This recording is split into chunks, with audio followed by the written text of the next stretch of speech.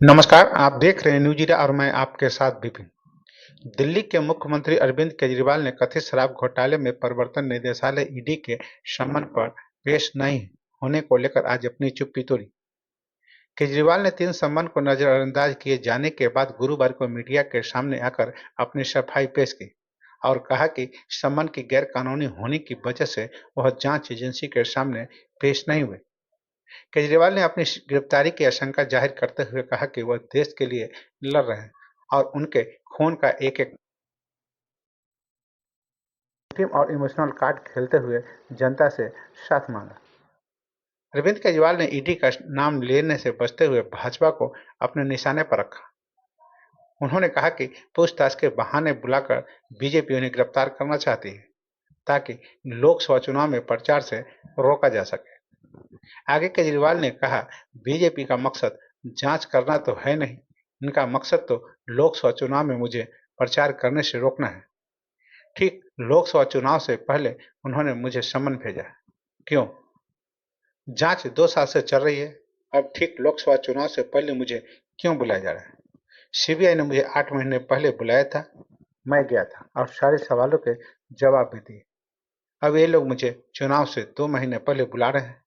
तो बीजेपी का मकसद पूछताछ करना नहीं है, इनका मकसद है कि पूछताछ के बहाने केजरीवाल को बुला लो और उसे गिरफ्तार कर लो। और उन्होंने क्या कहा मीडिया के सामने हम आपको सुनवाते हैं। शराब घोटाला। पिछले 2 साल से ये शब्द आपने कई बार सुना होगा।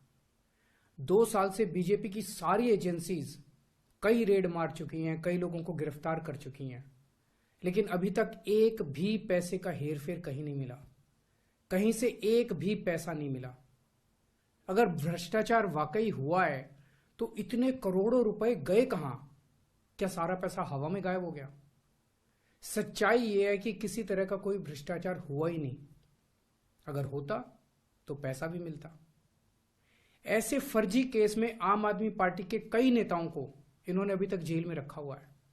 किसी के भी खिलाफ कोई सबूत नहीं है, कुछ साबित नहीं हो रहा, खुलेआम गुंडागर्दी चल रही है, किसी को भी पकड़ के जेल में डाल दो।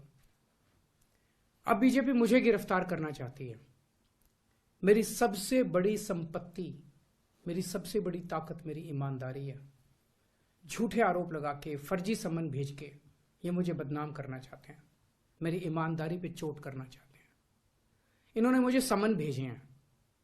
मेरे वकीलों ने मुझे बताया कि ये समन गैर कानूनी है। क्यों गैर कानूनी है? ये मैंने इनको विस्तार से लिख के भेजा है।